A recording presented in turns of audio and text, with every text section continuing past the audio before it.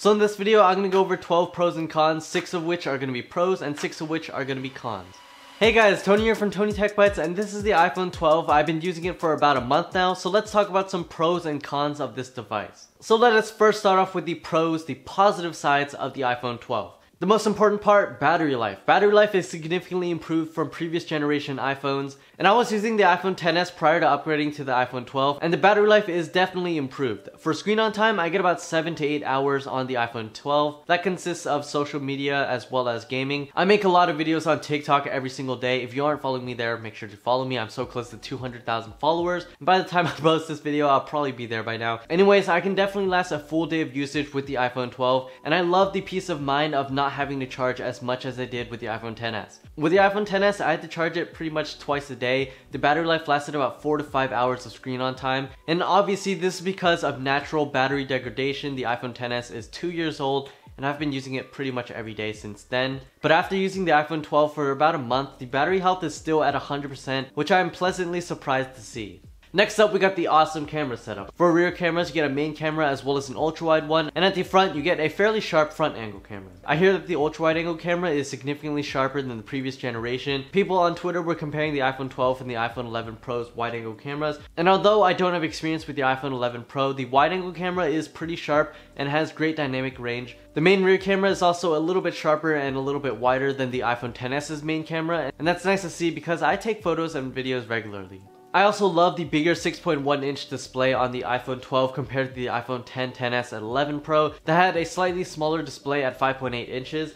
And the iPhone 12's footprint isn't significantly larger than the previous iPhones. Putting them side to side, you can tell that the iPhone 12 is a little bit bigger, but the display is noticeably larger, and they accomplish this by slimming down the bezels, and I love bigger displays because you get more screen real estate to consume content. Speaking of design changes, Apple went back to a boxier design with straight edges. This resembles the iPhone 4, 4S, 5, 5S, and SE. I haven't personally used any of those smartphones as daily drivers, so it isn't really nostalgic to me, but if you did like that design, it's present on the iPhone 12. This boxy design is a little bit easier to grip because it isn't rounded at the edges. However, I put a case on anyway, so it doesn't really matter to me. I still put this as a pro because some people did miss that design, and it's here on the iPhone 12. Next up, we got the great color choices. I am currently using the green color. It's like a light mint green, which looks really unique. My first choice of color would have been blue, but they didn't have that in stock, so I settled with green, and this is starting to grow on me. And if you're a fan of a light green color, this is awesome to see. Some other color choices that you have with the iPhone 12 include black,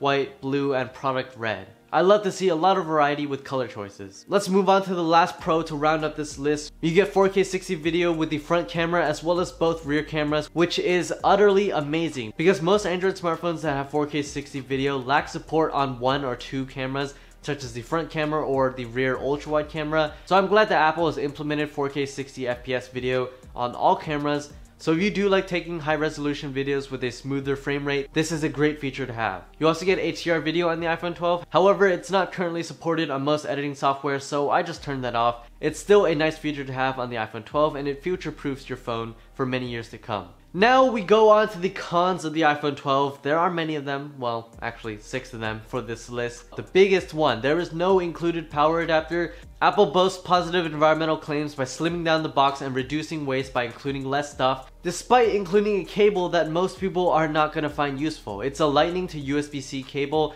and I'm pretty sure most people do not have USB-C power adapters or modern iPads or MacBooks that have USB-C ports. Apple is also telling consumers to use their previous power adapters that came with previous iPhones, but those power adapters had a weaker 5-watt output and only had a USB Type A port, which is not supported with the cable that comes inside the iPhone 12 box.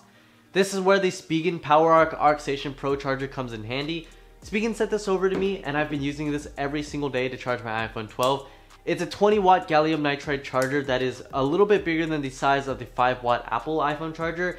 You get retractable prongs to make this thing even smaller, and it's very lightweight and portable. You can easily chuck this inside your bag and just forget about it. Spigen advertises that this thing can charge your iPhone up to 50% in 30 minutes, and I actually tested this with my iPhone 12. I charged it from 0 to 50% in about 25 minutes, so this does prove that their claim is more or less true. Spigen is taking advantage of gallium nitride technology to make a smaller and more powerful charger that is a very nice addition to the iPhone 12 that does not include a power adapter or brick or cube, whatever you want to call it, in the box. If you want to pick up this power adapter from Spigen or USB-C to lightning cable, I'll link it in the description down below for your convenience.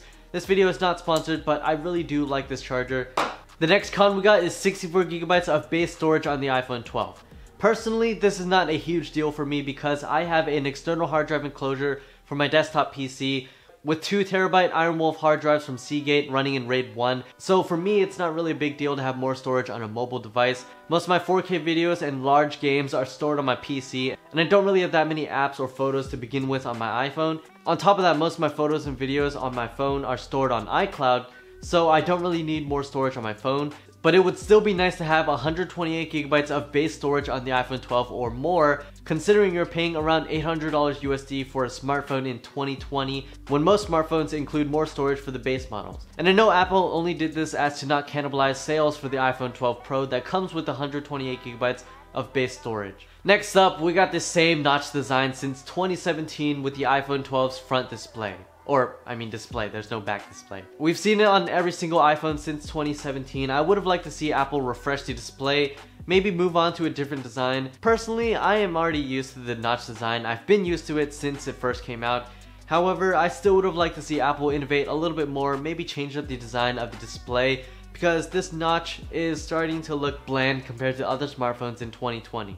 Speaking of lack of innovation, we have the lightning port with the iPhone 12. Why is Apple still sticking with the lightning port? It is such an archaic port when USB-C is better in every single way. USB-C can transfer data, power, and display signal through one single cable, and Apple clearly recognizes this because they have USB-C ports on the newest iPads, MacBooks, and Macs. Why is this not implemented on iPhones? I will never understand. Let's go back to the cameras in the iPhone 12. I would have liked to see a telephoto camera. This would be very useful for students because if you're sitting in the back of your class and you need to take a picture of the board, you need to take a picture of notes, it would be nice to have a separate camera that's optically cropped in a little bit more so you don't lose as much detail as if you just use the main camera and digitally cropped in.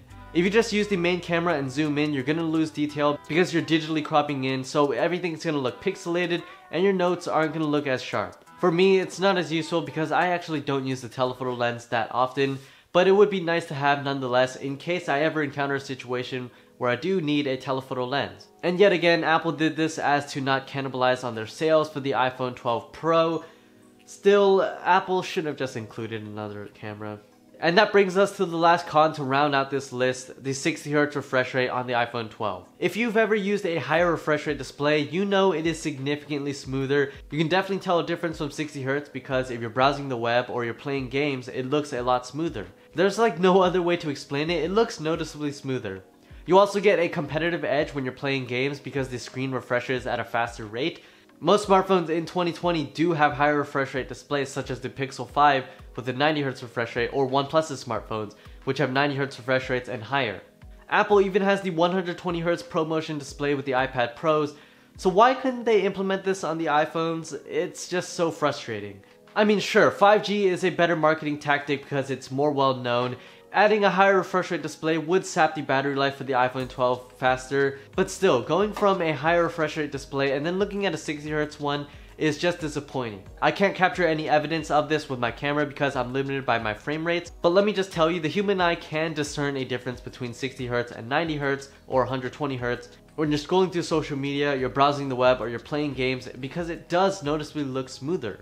Alright, so those are 12 pros and cons with the iPhone 12 after 1 month of usage. I hope you all enjoyed this video. Please like and subscribe if you enjoyed it. And by the way, if you'd like to pick up a screen protector, a case to the iPhone 12, or the Spigen power adapter, or a lightning to USB-C cable from Spigen, I'll link it all in the description down below. There'll be affiliate links, so I do earn a tiny bit of commission from them, but it does not come at an additional cost to you, and it helps support my channel. Thank you for watching. Please like and subscribe if you enjoyed.